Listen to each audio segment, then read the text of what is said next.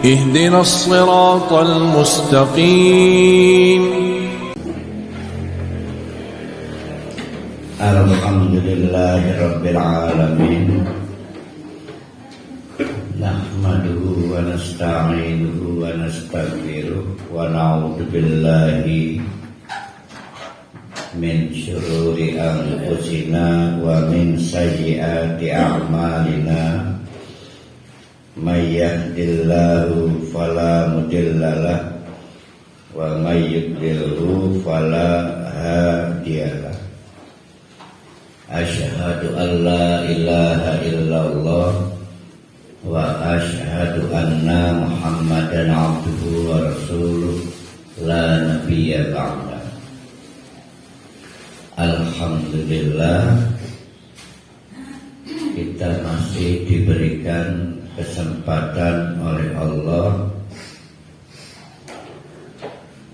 menikmati hidangan Allah berupa Al-Quran. Kita masih akan mengkaji surah An-Nahl, meneruskan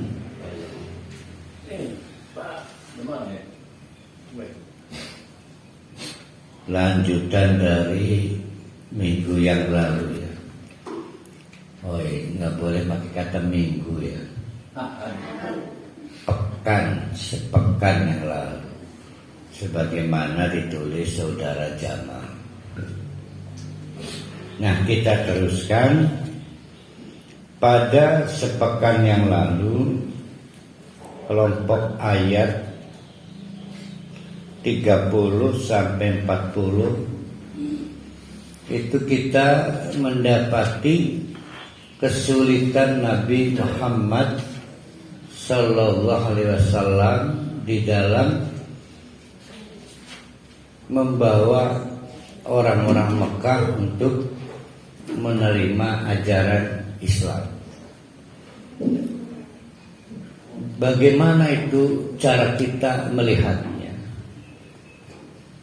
Bu Aslihah mengajak murid, dievaluasi, hasilnya jauh dari harapan. Pertanyaannya, apakah murid-murid Bu Aslihah belum mendapatkan pelajaran? Jawabannya, sudah mendapatkan pelajaran. Berarti yang terjadi sebenarnya adalah murid-murid Bu Aslihah yang telah mendapatkan tanda petik ilmu dari Bu Aslihah gagal mengikuti ujian akhir dengan hasil yang memuaskan. Artinya orang gagal itu orang yang berilmu. Jadi orang yang gagal pada kasus Bu Aslihah mengajar sejumlah murid itu adalah orang yang berilmu. Nah, begitu pula Nabi Muhammad Sallallahu Alaihi Wasallam berusaha menjelaskan tauhid dan hal lain di kalangan orang-orang Mekah. Itu artinya ada fakta.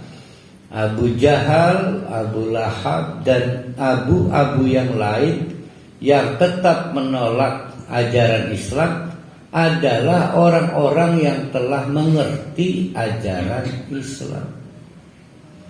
Jadi mereka itu menolak Nabi Muhammad, menolak ajaran Nabi Muhammad justru setelah mereka berilmu.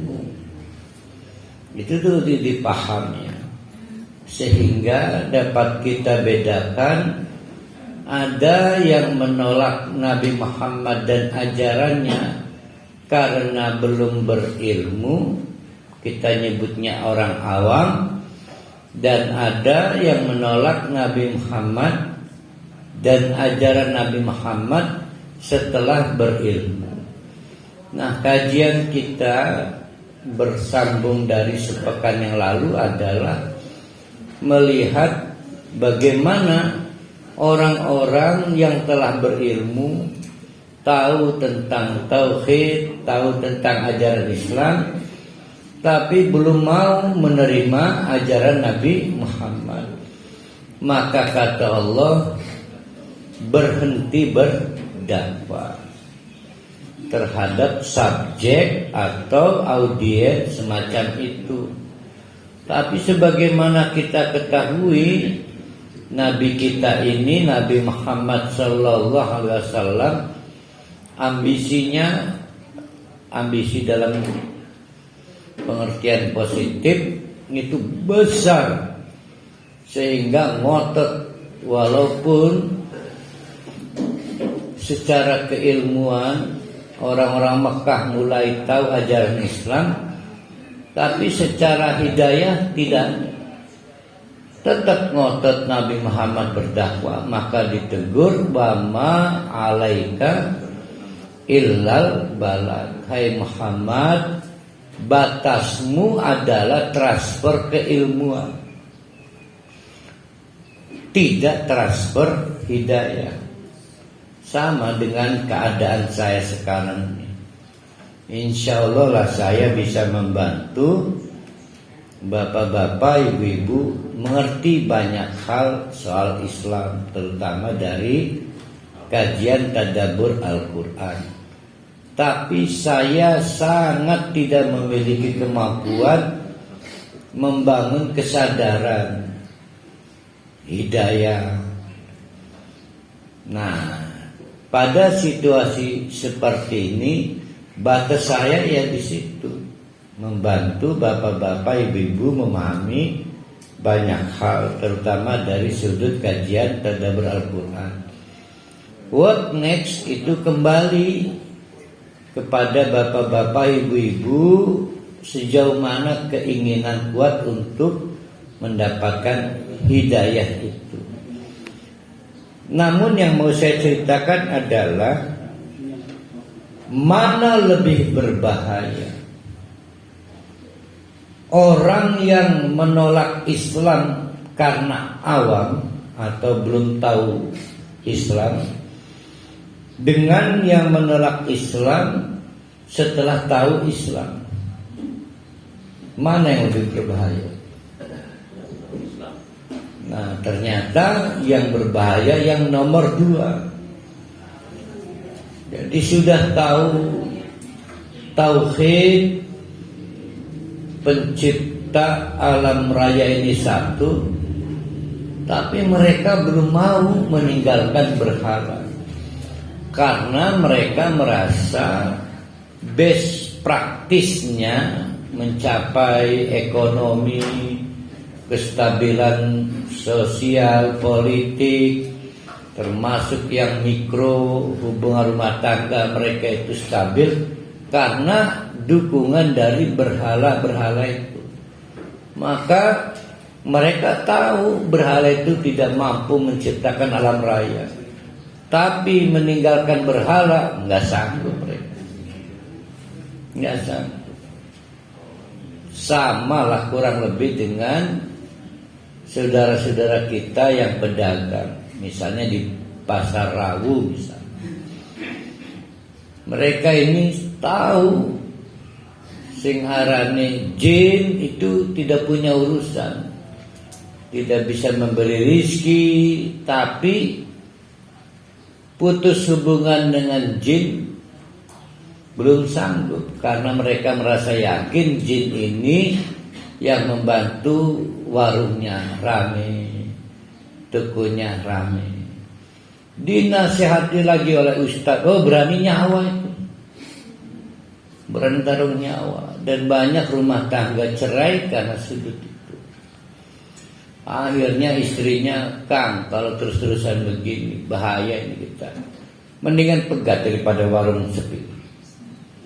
Nah, sama seperti itu. Maka Nabi Muhammad akhirnya di tahun 13 di Mekah, bahkan sebelumnya tahun 9. Nah, bahkan sejak tahun 9 10, 11, 12 pengikut-pengikut Nabi Muhammad itu sudah mengalami perundungan, intimidasi, kriminalisasi. Namun, nah ini harus kita garis bawahi. Namun mereka telah Islam, menyerahkan segala halnya kepada Allah. Lamun dikon takbir ya takbir, dikon sedekap ya sedekap, dikon ruku ya ruku, dikon sujud ya sujud. Lihatlah bayangan benda itu. Pada saat matahari menyinari benda itu, maka bayangannya kadang ada di kanan, kadang ada di kiri. Nurut bayangan itu, pasrah, tidak pernah ada bayangan menolak ning kanan pengen kiri baik apa. Nah itu namanya Islam. Sebagaimana sahabat-sahabat Nabi kendati pun dikriminalisasi, apalagi intimidasi, tetap bertahan di Mekah. Jadi bertahan di Mekah dan sampai nanti hijrah itu adalah bentuk keislaman mereka.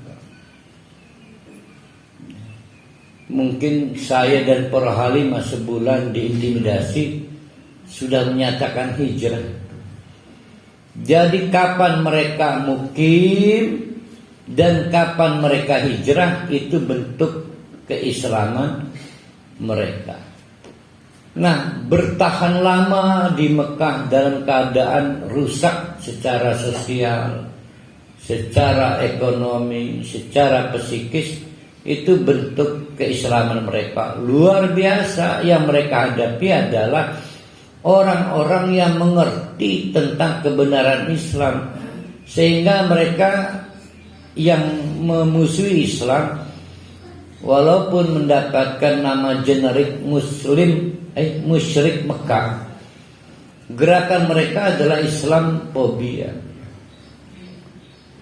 Islamfobia karena Abu Jahal, Abu Lahab, sebagaimana kita ketahui di kelompok ayat sepekan yang lalu, mereka mengerti Islam itu apa. Mereka juga mengerti bahwa Nabi yang diutus oleh Allah bernama Muhammad Sallallahu Alaihi Wasallam ini bukan pembohong, bukan pendusta, bukan ahli sihir.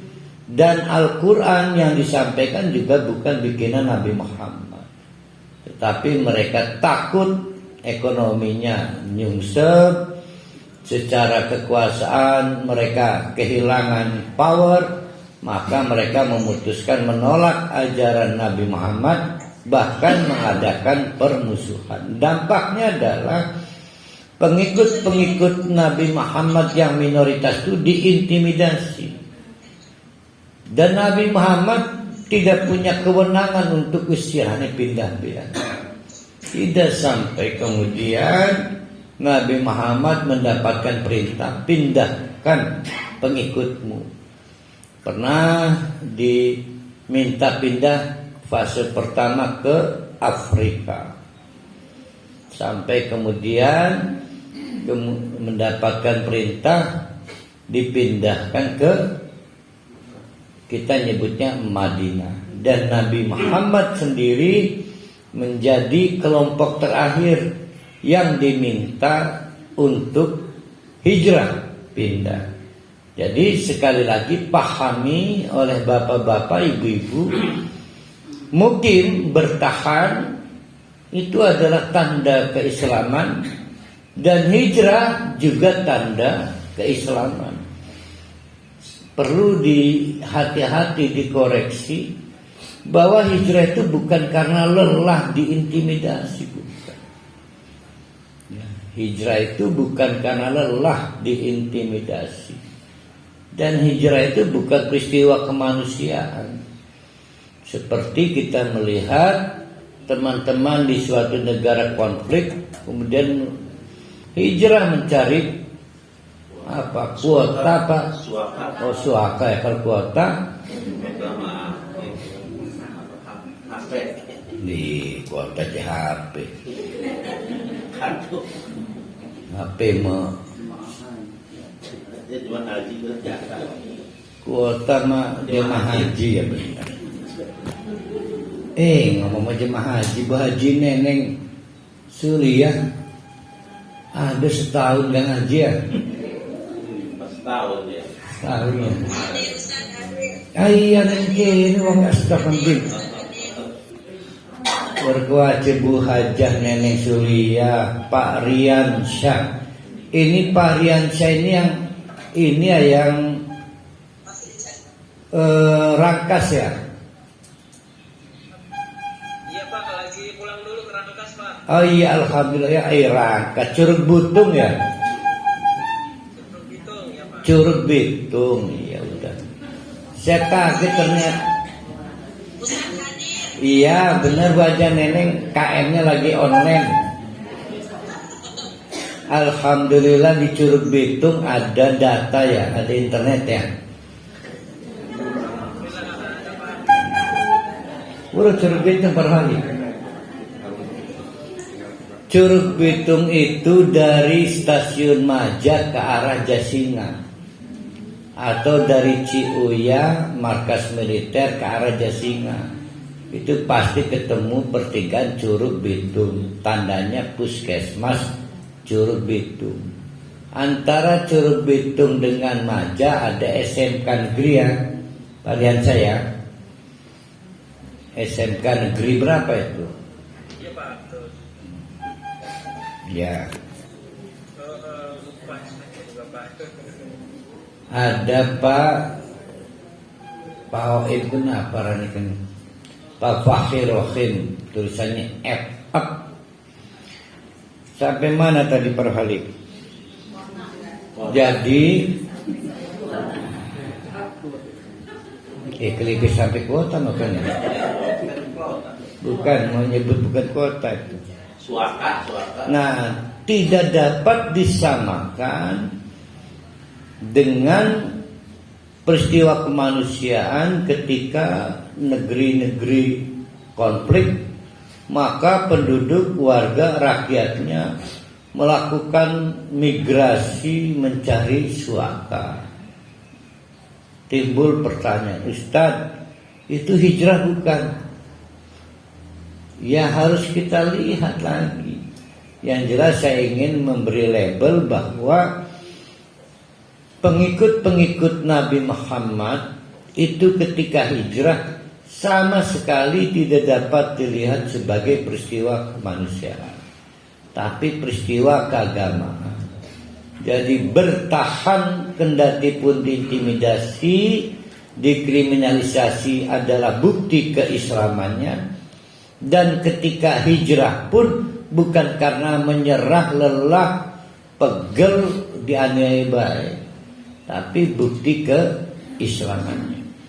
Nah, mari kita lihat ayat-ayatnya. Kita akan mengkaji dari ayat 41. Walladzina hajaru, dan adapun orang-orang yang hajaru berhijrah. Tuh lihat kata kuncinya fillah. Fillah bisa diartikan fi sabilillah. Berarti ada yang hijrah bukan fi sabilillah. Ya betul ada. Yaitu hijrah fi sabilis syaitan. Yang mana itu? Apakah yang suaka fi sabilis syaitan? Wallahu a'lam bisawab. Yang jelas penjahat pindah-pindah lokasi itu namanya hijrah fi sabilis syaitan. Sekali lagi kata hijrah itu sebagaimana kata jihad bukan hanya milik kita.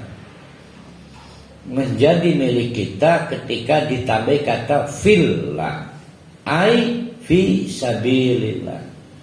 Kapan itu saya pernah menceritakan pengertian jihad juga dimiliki kelompok anti-Islam, yaitu suatu demo dilakukan oleh kelompok yang menolak gerakan hijab di Jerman. Nah, si pelaku demo ini orang-orang eksekutif dari perkantoran, terpelajar. Mereka bukan orang-orang jalanan yang biasa bugil, tidak pakai baju. Tapi hari itu dengan menghilangkan rasa malu, mereka bugil tanpa sehelai kain pun turun ke jalan untuk menyatakan menolak izin yang diberikan otoritas negara kepada orang-orang berhijab masuk kantor, masuk sekolah. Terbayang tidak, mereka sampai mau berbugil ria, padahal bukan kebiasaan mereka. Peristiwa itu disebut jihad. Jadi jihad itu bisa jihad fi sabilis syaitan, bisa juga jihad fi sabilillah. Jangan bilang ya begini jihad, mungkin jihad fi sabilillah. Begitu juga dalam konteks ayat ini. Waladina, dan adapun orang-orang hajaru yang hijrah mereka itu fillah fi sabilillah, di jalan Allah. Memba'di ma dulimu, setelah mereka itu dianiaya atau menerima berbagai bentuk penganiayaan, maka timbul pertanyaan, oleh apa ini? Dijawab oleh Allah, lanubawwi annahum fid dunya hasan. Lanubawwi annahum, maka sungguh kepada mereka akan kami sediakan di dunia, bukan di akhirat, di dunia ini hasanah, kebaikan. Kalau kita artikan mafhumul apa, perintah hijrah itu lebih baik dari mukim. Nah, siapa yang membangun opini sir megeleman bertahap? Hijrah. Siapa yang bangun opini? Pada saat itu Allah melalui Nabi Muhammad dapat wahyu, kancang Nabi dipindahkan ke umat. Nah, jadi ada opini mukim, ada opini hijrah. Kapan kita hijrah? Ketika hijrah dianggap lebih baik daripada mukim. Nah, patokan lebih baik itu apa? Timbulnya hasanatun. Misal tidak dianiaya lagi, tidak dikriminalisasi lagi, tidak diintimidasi lagi. Masih ingat pada waktu itu Bu Hajah Ibu Dr. Hunaina ngotot bertanya, Ustaz, bagaimana dengan Nabi Ayub itu? Dan saya ingat di audio rekamannya, kan Nabi Ayub juga tanda petik mengeluh soal sakit yang berkepanjangan. Maka saya bilang, kita nggak bicara soal keluhan seseorang yang muncul dalam doa-doa. Yang kita bicarakan adalah kenapa orang minta sembuh. Dalam konteks rekaman cerita Nabi Ayub itu, Nabi Ayub berdoa, ya Allah ganti amat pengen ibadah ini. Ibadah saya terhambat dengan jenis penyakit yang dialami oleh Nabi Ayub. Nah, sisi hasanahnya di mana? Sisi hasanah. Nah, pintar tuh, sembuh atau sukses ibadahnya. Sukses ibadah. Kalau kita konversi pada peristiwa hijrah, mana sisi hasanahnya?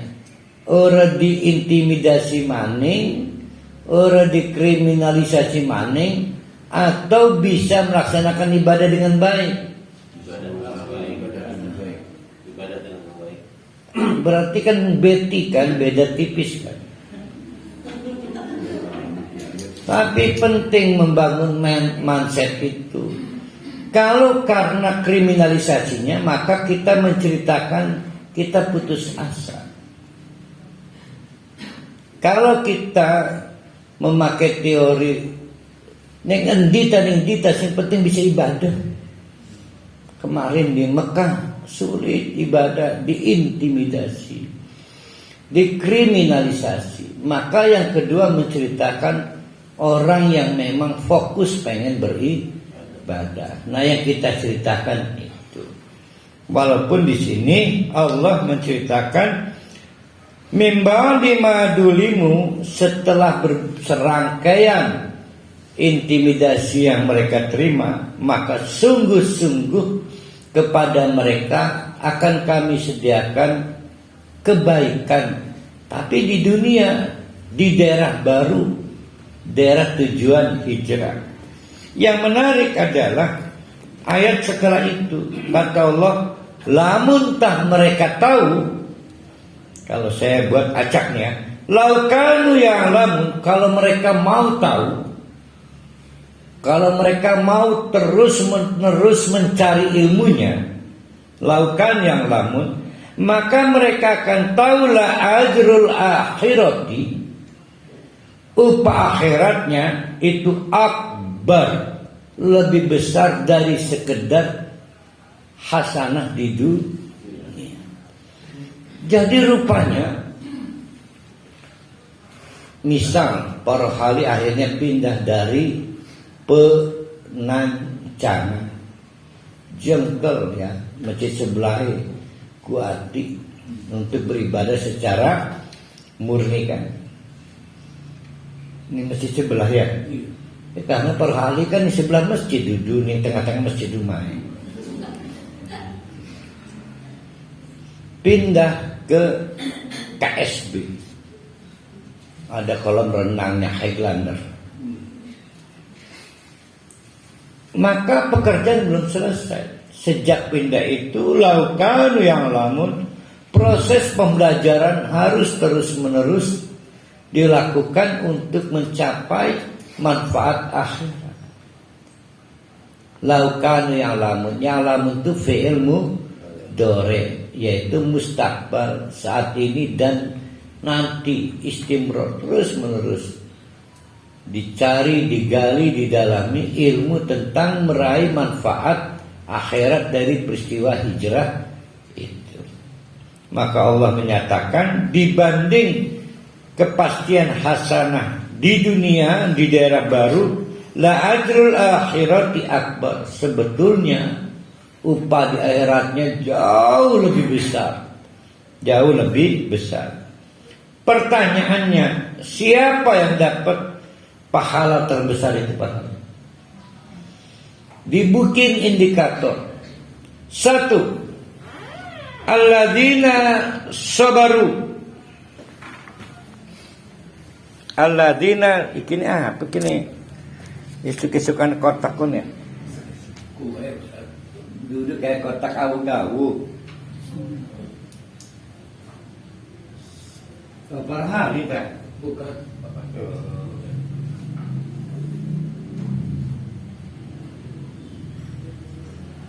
Alladzina sabaru.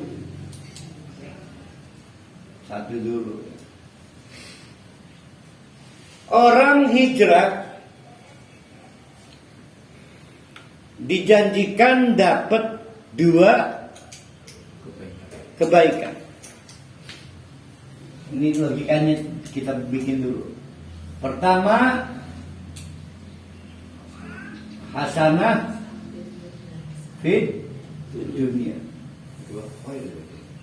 Kedua, al-ajru al-akbaru fil akhirat. Tapi siapa yang dapat ini? yaitu yang berhijrahnya memenuhi dua kriteria. Yang pertama adalah alladzina sabaru, pantang mundur.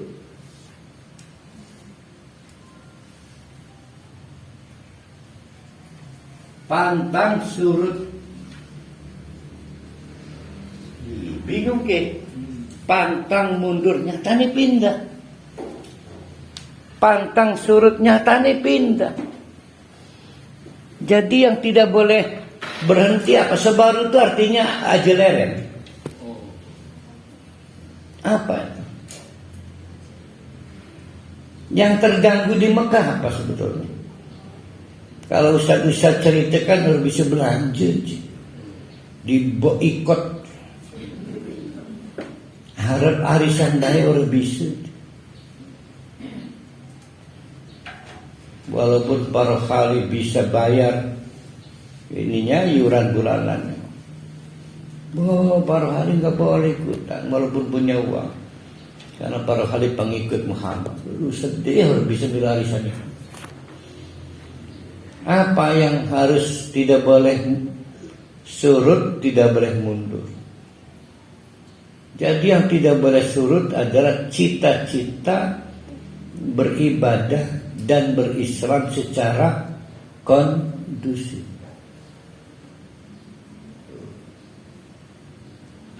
Pada saat itu tidak dapat ditutupi, ada yang menyerah, ngotot amat pengen salah, menjadi musuhi, tidak diakui komunitas sukunya, nyerah. Tapi ada juga sampai disiksa. Banyak kisah-kisahnya kita sudah dengar. Dia banding apa yang mereka tawarkan, saya tetap sabar, tidak mau mundur, yang penting bisa beribadah. Nah, itu yang dimaksud dengan alladzina sabar. Berarti kita memperbaiki pemahaman cita-cita mereka hijrah bukan menghentikan penderitaan, tapi mencari lokasi baru untuk tegaknya kepentingan mereka beribadah dan berislam. Yang kedua, wa ala rabbihim yatawakkalun.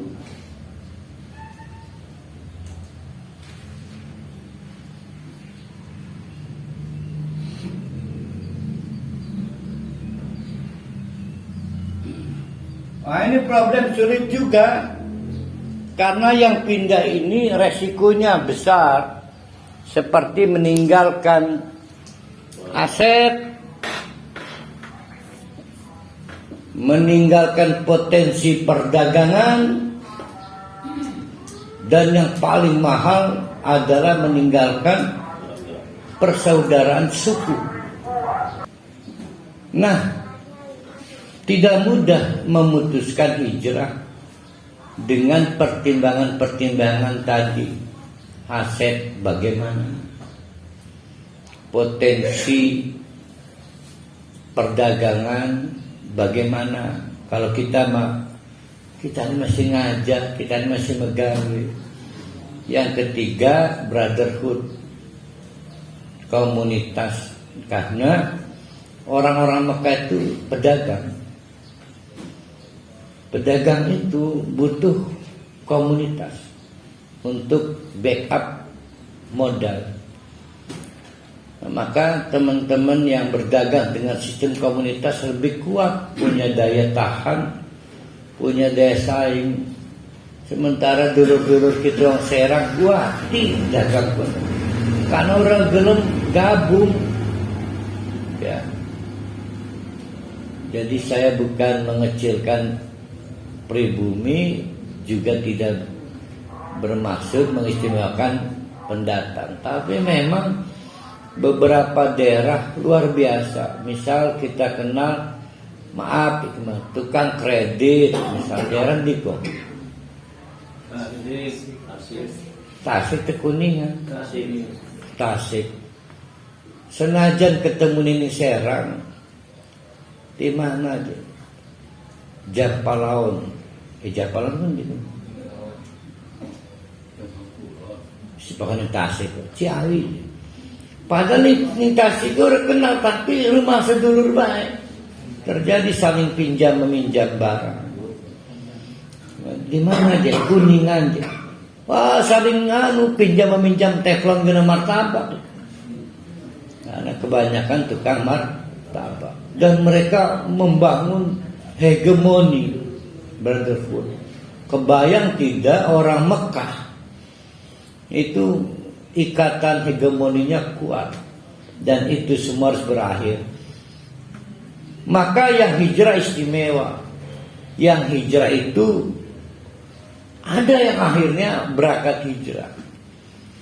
Tapi setelah memastikan koneksi di Madinahnya aman, itulah saya pindahlah ke Madinah.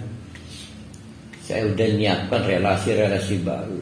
Nggak lama lah saya untuk menjadi pedagang telur. Ada juga yang kesulitan soal, saya ini nggak bisa hidup sendiri, nggak bisa. Ada beberapa pria di Mekah itu ketergantungan pada istri. Mending satu istri, 4 istri. Maka banyak hal harus dipastikan. Oke, saya ikut rombongan pindah ke Madinah. Tapi setelah diberitahu bahwa potensi istri di Madinah itu banyak, jangan khawatir. Oh, semangatku. Jika karena memilulah hari memang gelati rabi di Madinah orgati. Maka diceritakan dalam hadis, siapa yang hijrah ke Madinahnya karena wadon, maka ayo, siapa yang hijrahnya ke Madinah karena wadon, apa? Istri, kan nikah dulu. Tapi yang hijrah ke Madinahnya karena dunia, maka dapatnya dunia. Nah, ini menceritakan sama-sama dalam kloter hijrah belum tentu hasilnya sama. Maka mereka dipengaruhi apa yang disebut dengan tawakal. Sudahlah, tidak karena perempuan untuk menjadi istri, tidak karena dunia yang akan ditinggalkan dan ada substitusinya. Ini soal diperintahkan Allah dan saya serahkan apa tak peristiwa itu disebut dengan tawakal. Jadi kriteria yang pertama sabar itu pasti menuntut kriteria yang kedua tawakal. Ketika orang fokus apa tak yang penting bisa ibadah, maka saya tawakal pada Allah. Nah, itu syarat kedua. Sampai ayat 42.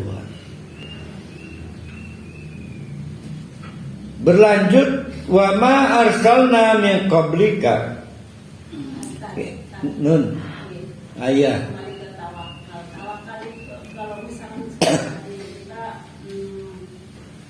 Pertimbangan gitu ya, di tempat yang baru itu, apakah dengan banyak pertimbangan itu mengurangi kualitas tawakalan kita?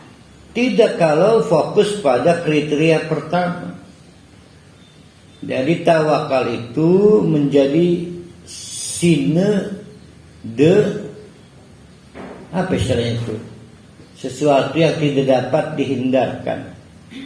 Ketika oleh sikap yang pertama, Bu Hunainah pindah karena fokus pada tujuan pertama, sabar. Apa tujuannya? Ibadah pada Allah. Maka tawakal adalah kebutuhan yang tidak dapat dihindarkan. Mungkin Bu Hunainah sedang mengadu kata tawakal dengan istilah faktor-faktor pertimbangan. Tawakal sendiri lahir karena faktor-faktor pertimbangan. Jadi ketika nanti di sana gimana cuacanya begini, peduli amat, saya pengen yang pertama sukses, maka tawakal. Nanti gimana, gajinya kan relatif lebih kecil, sementara kebutuhan kita besar. Fokus pada yang pertama, itu tawakal terus. Jadi tawakal itu komplement apa suplemen? Komplement. Nah suplemennya itu tabiiyah, contoh lah menawi nikahnya lebih bagus pada itu mah tabiiyah biasa. Tapi suplemen doang. Dasarnya tetap sabar dan tawakal. Nah kita akan lihat kelompok ayat berikutnya nyambungnya di mana.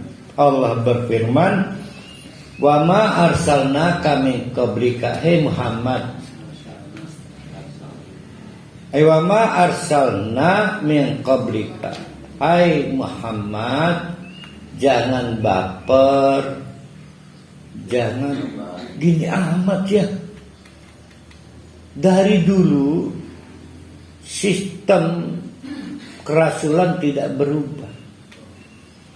Yang pertama Allah menegaskan wa ma arsalna, yang diutus sebagai rasul adalah illa rijalan, selalu lanang, lelaki, dan kamu Muhammad lelaki. Sama seperti Nuh, Yunus, Soleh, Ibrahim. Penting bagi Muhammad memahami ini, bahwa beliau tidak sendirian dalam bentangan sejarah panjang.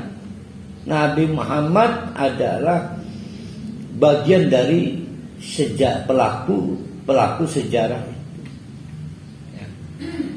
Sering tidak bapak-bapak, ibu-ibu tiba-tiba merasa hanya saya yang semenderita ini.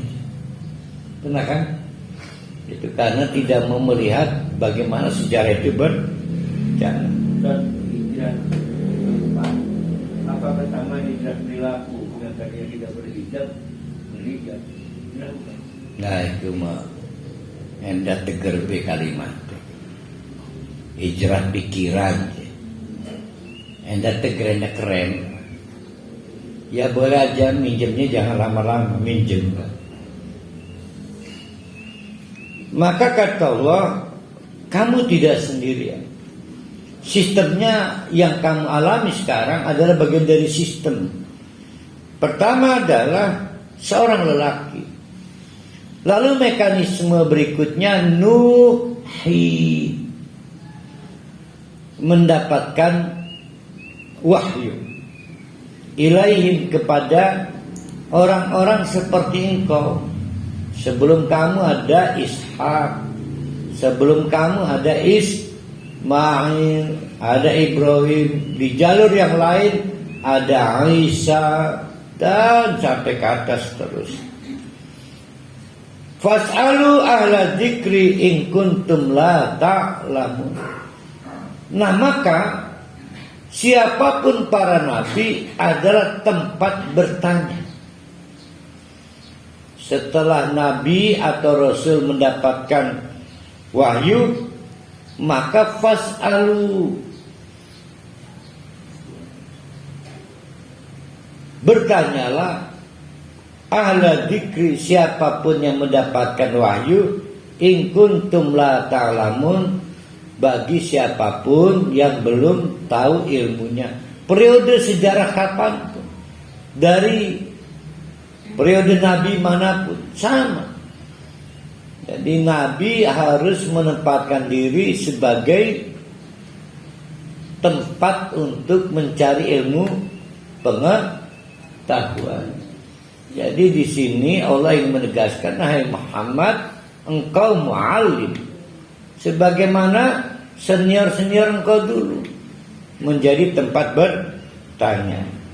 Apa yang harus digali ilmu oleh siapapun melalui Nabi, yaitu tentang bil bayyinati, sistem kemukjizatan. Bil bayyinati, sistem kemukjizatan. Nah, pada Nabi Muhammad mukjizatnya adalah Al-Quran itu sendiri. Waz-zuburi, zubur. Kalau zabur maka bagian dari zubur. Zabur nama kitab, namanya kitab Zabur. Zubur artinya kitab suci, kitab suci. Maka di dalam Zubur ada At-Taurat, ada Az-Zabur, ada apa lagi tuh? Injil. Al-Injil. Nah, tahu kan namanya kan? Ada namanya Injil, ada namanya Taurat, ada namanya Zabur. Yang belum ada namanya apa itu? Al-Quran. Yang kelompok Az-Zuburi, Suhufu Ibrahim. Termasuk. Saya ulangi. Az-Zuburu artinya kitab suci, kitab suci. Sehingga di dalam kata Az-Zuburu masuk kitab-kitab yang sudah kita kenal, dikenalkan, diberitahu oleh Allah. Namanya Az-Zabur, At-Taurat, Al-Injil. Nah, yang belum kita ketahui karena belum diberitahu oleh Allah disebut As-Suhuf. Misal Suhufu Ibrahim. Paham ya? Nah, maka setiap nabi itu mu'alim. Setidaknya dua yang menjadi concern transfer keilmuannya. Yang pertama adalah al-bayyinat, mukjizat. Nabi Isa diberi mukjizat oleh Allah, namanya Al-Masih, tukang usap. Penyakit apa baik diusap. Wong buta diusap, alhamdulillah dengan izin Allah dapat melihat. Pincang, orang bisa melaku, usap maning, sehinggalah ke penyakit yang metodenya selain usap. Dikenal, tukang usap kan. Sehingga terkenal, maka disebut Al-Masih. Beda maningku. Karena Al-Masih yang sebelahnya, kan Ad-Dajjal juga disebut Al-Masih. Usap apa dia ikut? Tukang usap mereka ini ya. Waz-Zubur, dan juga mentransfer keilmuan yang basisnya adalah kitab suci yang sudah dikenalkan oleh Allah. Nah, khususan kepada Nabi Muhammad, Allah menegaskan wa anzalna, dan telah kami turunkan ilaika, hanya padamu, yaitu az-zikra, ay Al-Quran, ilmu pengetahuan dengan basis Al-Quran, litubayyina linnas, agar manusia manapun itu mendapatkan penjelasan yang terang benderang. Hati-hati, Al-Quran itu bukan hanya milik para wali, tapi juga milik yang rohani lainnya yang belum tentu Islam. Jadi Al-Quran ini milik seluruh manusia di muka bumi, baik yang telah mendapatkan hidayah maupun yang belum mendapatkan hidayah.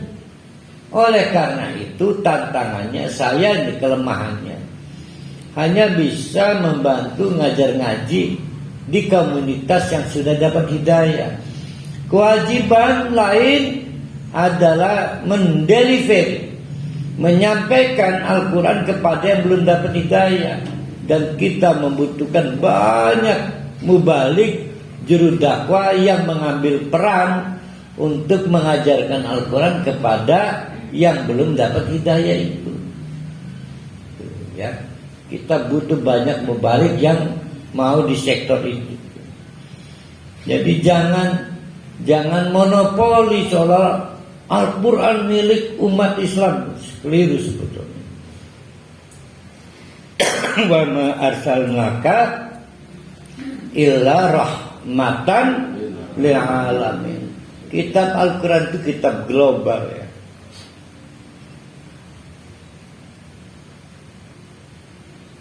Wala'allahu aiman itu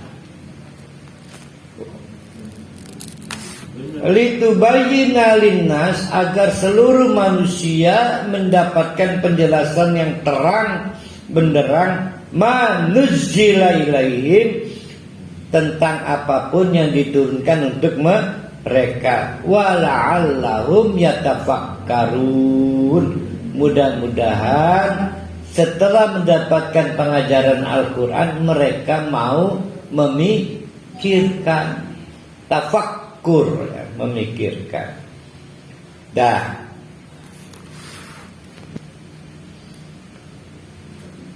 Ini penting dijelaskan kepada Nabi Muhammad di tengah-tengah perintah mukim dan perintah hijrah. Jadi Nabi Muhammad sebagai manusia biasa itu merasa secara psikis terganggu. Ya Allah, ya kudus semeneni kita.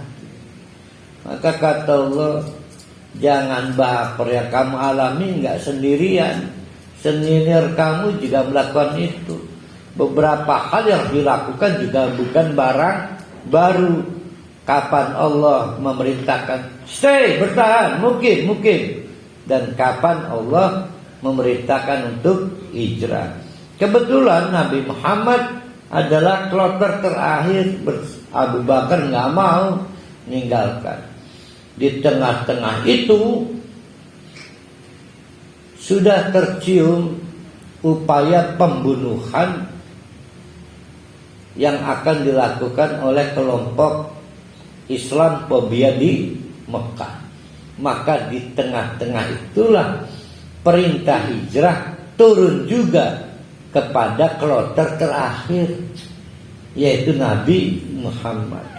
Nah, peristiwa penyusunan rencana untuk pembunuhan itu diberi nama makar. Maka kita menemukan di dalam Al-Quran itu ada 3. Movement itu apa? Movement itu ya Bu Dokter ya.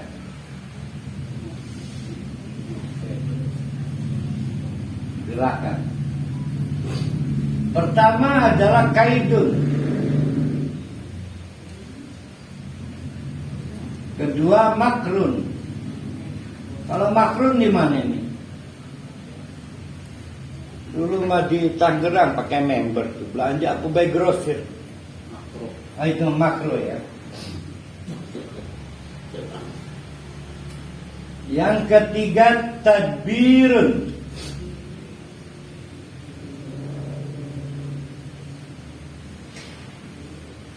Kaidun itu rencana licik atau tindakan licik. Contoh apa yang dialami oleh Nabi Yusuf. Ana wong wadon rabine pejabat, hampir ketahuan belangnya oleh suaminya. Yang benar adalah yang punya hasrat membabi buta itu si perempuan. Maka diudag-udag lah. Sing udag yang gurih yang Arab.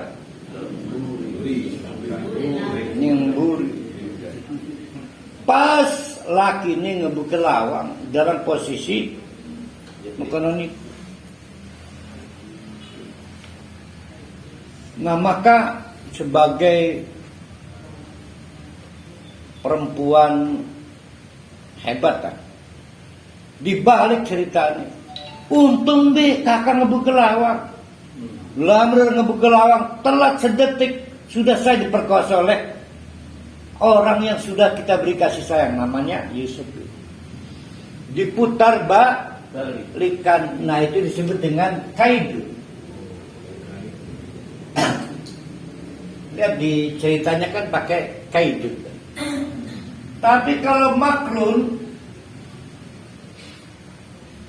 itu artinya rencana jahat.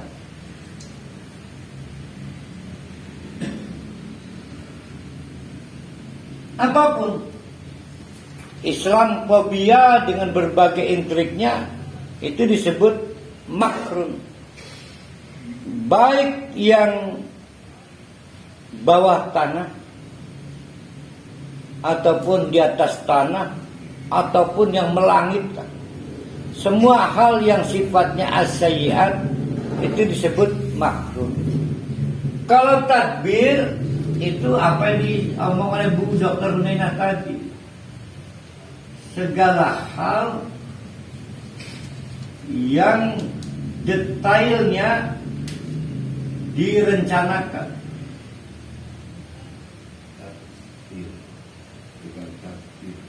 Tadbir di surat apa ya? Ntar dulu.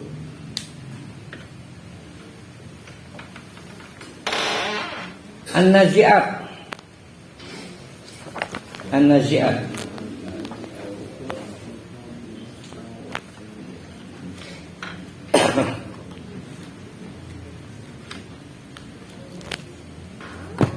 Wal mudabbirati bi amri.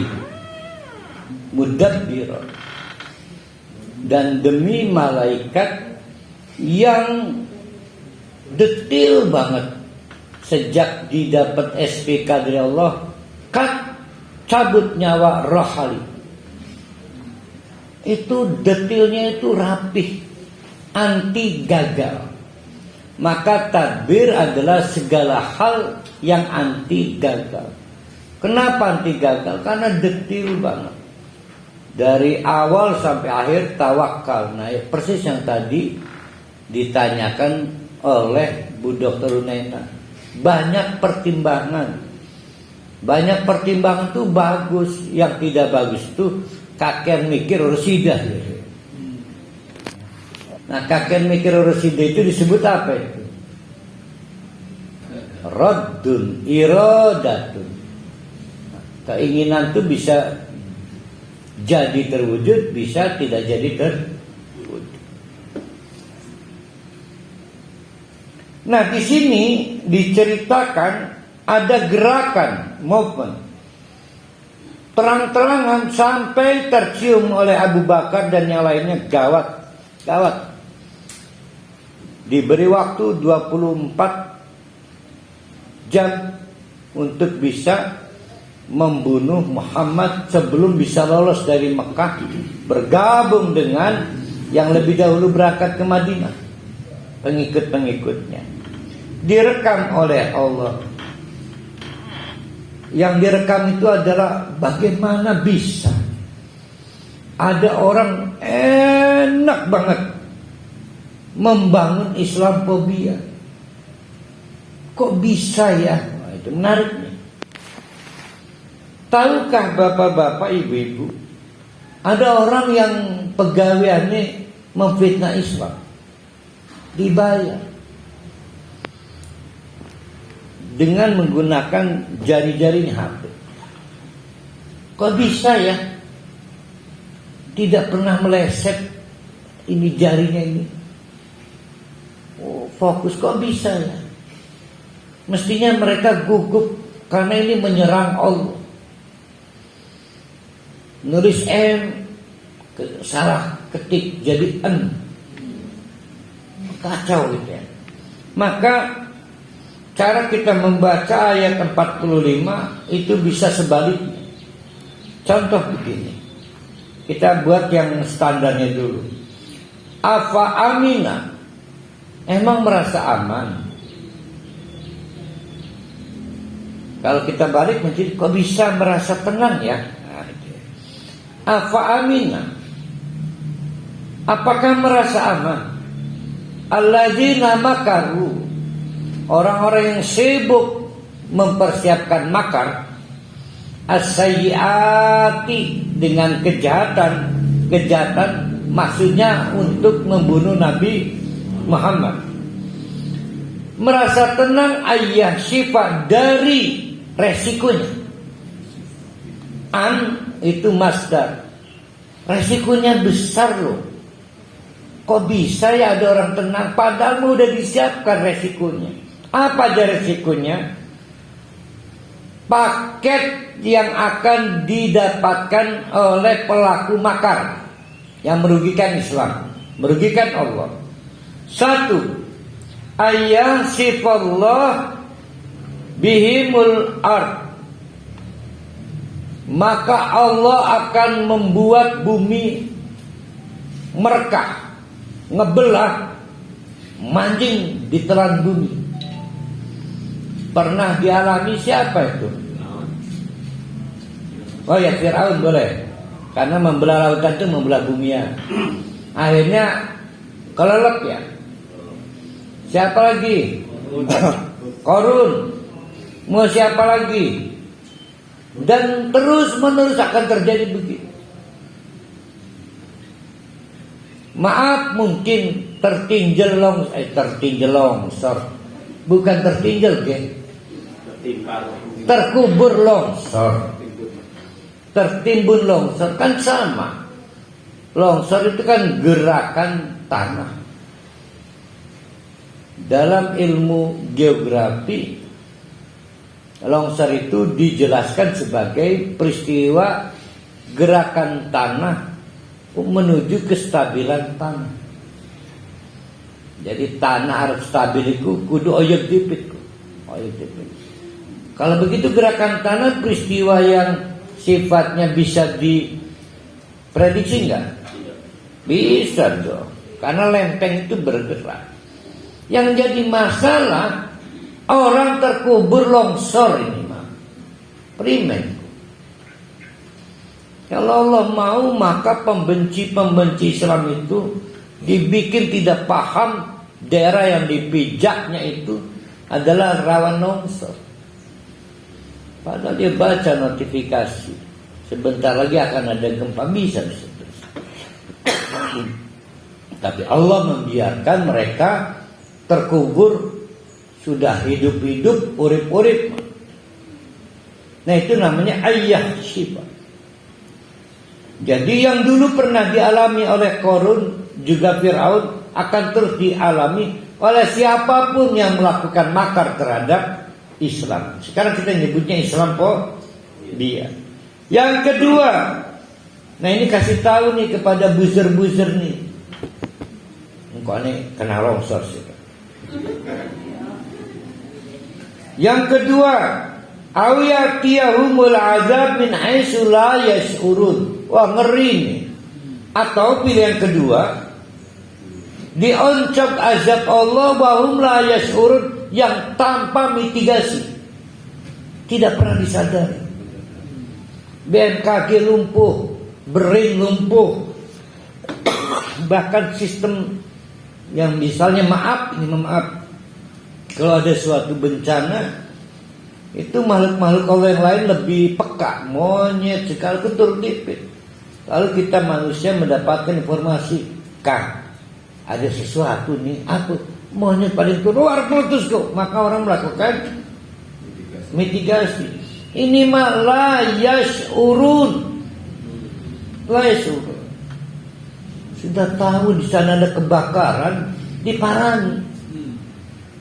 Dibikin nggak tahu, namanya la yash'urun. Kasih tahu juga ke buzzer.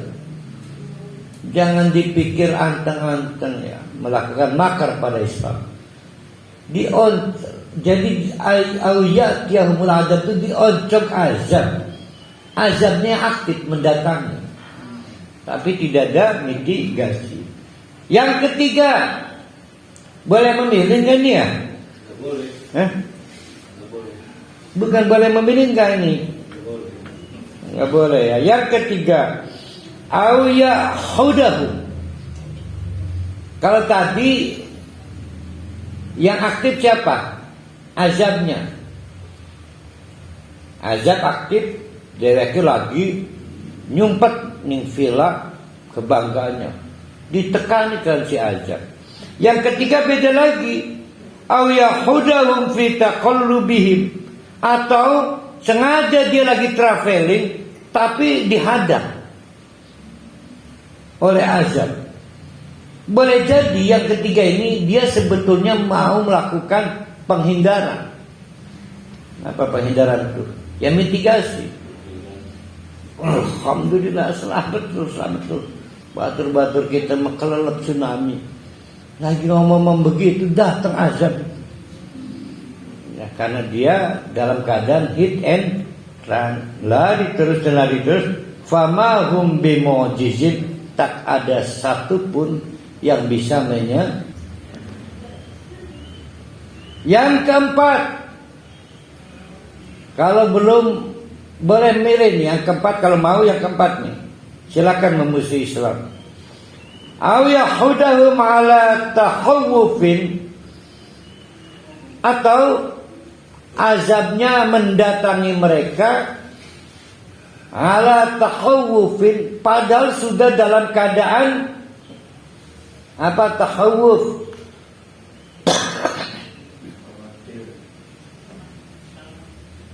Paranoid.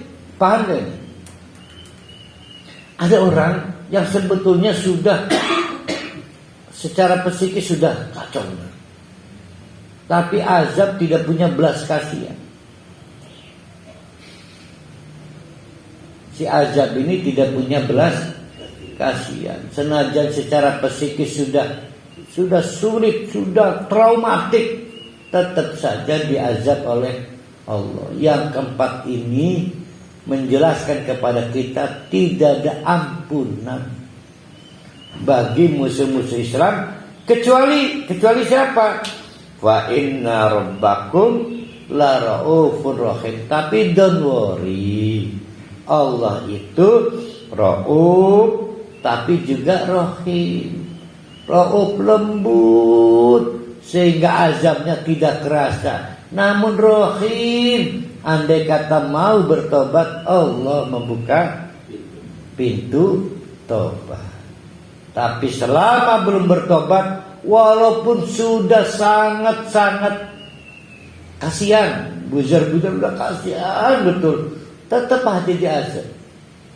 Yang bilang kasihan kan kita. Kalau sistem tidak berubah azab ya azab.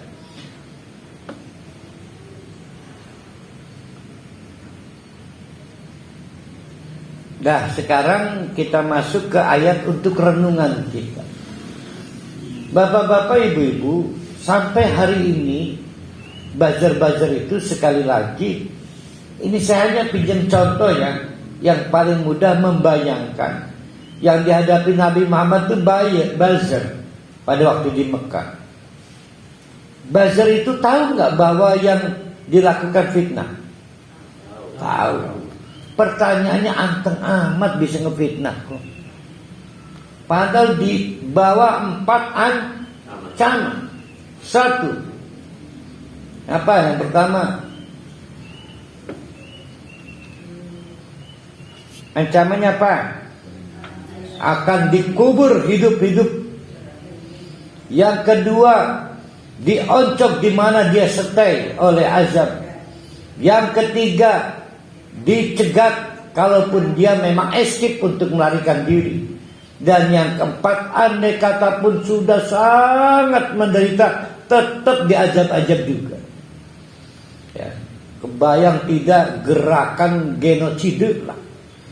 Ya. Nah, tapi kok anteng deh ngefitnah deh. Lapor lagi, Pak, saya baru saja mengupload ini. Good. Maka nunggu. Dibebanin, Pak kapan TF? Bentar, datang TF. Berapa hari TF? Transfer.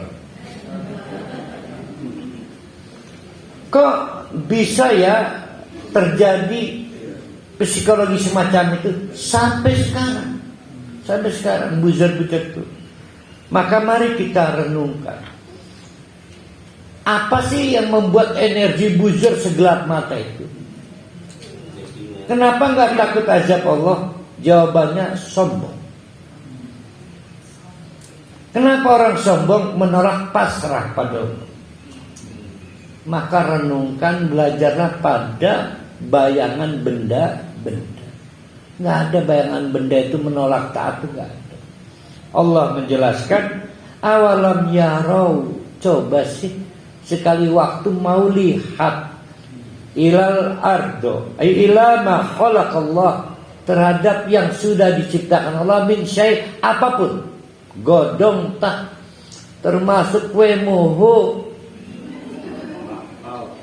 Tahu kue moho Pak Roy sing dikage moho. Jadi kue moho itu sebetulnya menjelaskan sejarah donat awal. Golang galing. Golang durung pernah main golang galing. Burom lah aku digawakan sing pontang burom lah.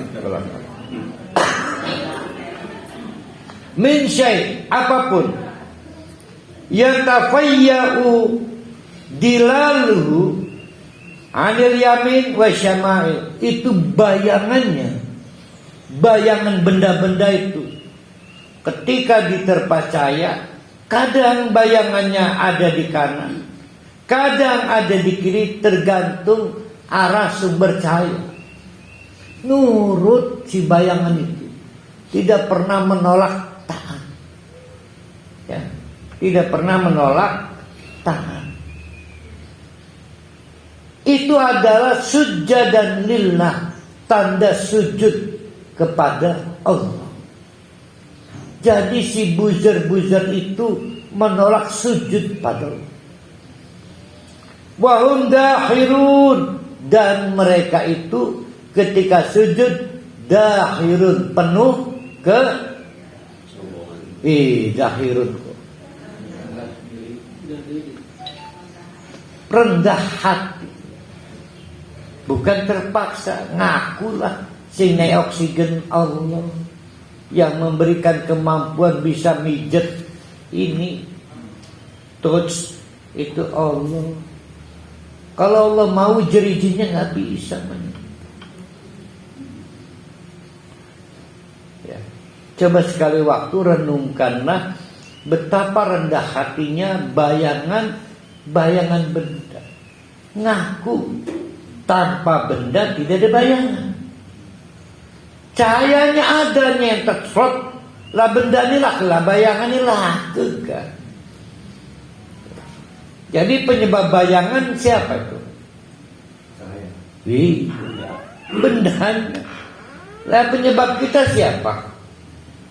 Oh, maka kita bisa melihat, bisa bergerak, bisa memegang, dan bisa yang lainnya, termasuk bisa memarahi orang tua sendiri. Ya, padahal dari nutfah. Jadi sekali waktu renungkanlah hal-hal seperti itu ya.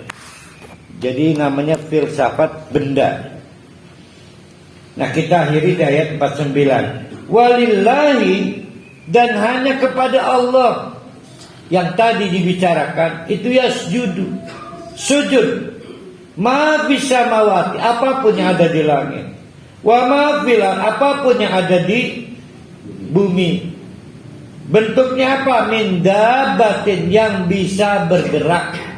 Kita nyebutnya binatang melata. Wal malaikat, malaikat oge, dan hebatnya malaikat itu, kok hebatnya? Hebat tuh. Tapi wahum la yastakbirun, lah kesombong. Hebat, percaya deh, malaikat itu hebat. Itu sayapnya Pak Panti, Oh, bisa nutupi bumi ke. Oh, hebat.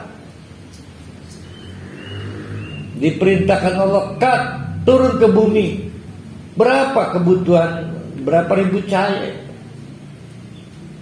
kecepatannya. Oh, Allah Akbar, hebat. Akuilah malaikat itu hebat. Wahum la yastakbirun, tapi tidak sombong. Bukti ketidaksombongannya adalah yakhafuna rabbahum, mereka takut kepada Tuhan mereka, min fauqin, yang ada di atasnya, yaf'aluna ma yu'marun, dan senantiasa taat terhadap yang diperintahkan Allah. Takut itu ada 3. Takut di situ khauf ya.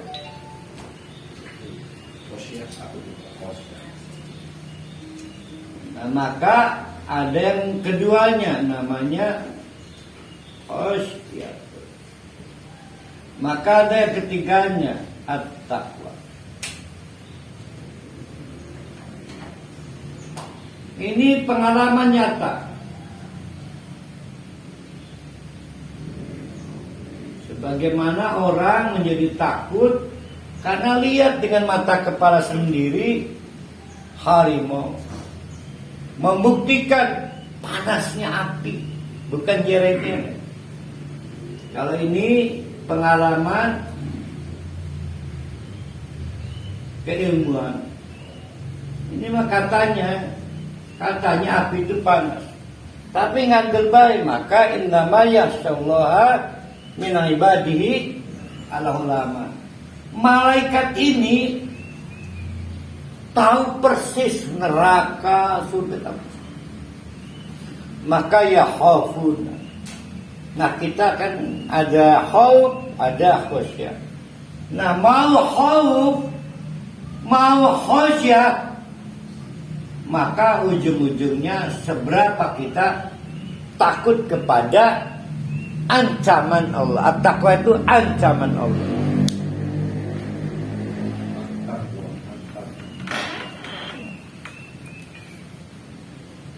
Ada orang melihat harimau, maka terbicir kebirit-birit. Kok terbicir-bicir ya? Bahasa Indonesianya apa itu ya? Bukan terbit-birit. Kocak kacir, melarikan diri. Di tengah jalan ketemu para wali. Ya, benar. Waduh, para wali, harimau. Cius. Maka para wali pepeluanan Melayu kocak kacir. Sampailah tempat yang dinyatakan aman. Ditanya teman anak para wali, kejar batur gitu ke nikah ada harimau. Nah, para wali namanya khasyatun. Nah, yang menginformasikan awal disebut khaufun. Maka garangga, jauhi tempat-tempat membahayakan. Oke. Nah, maka disebut at-taqwa. Jaga jarak dari tempat-tempat yang berbahaya. Juga jaga jarak dari apapun yang menyebabkan Allah murka. Malaikat seperti itu. Malaikat tuh hati-hati benar. Nah, si orang-orang yang memusuhi Islam ini kehilangan kehati-hatiannya, sompral. Kenapa? Karena yastakbiru, sombong.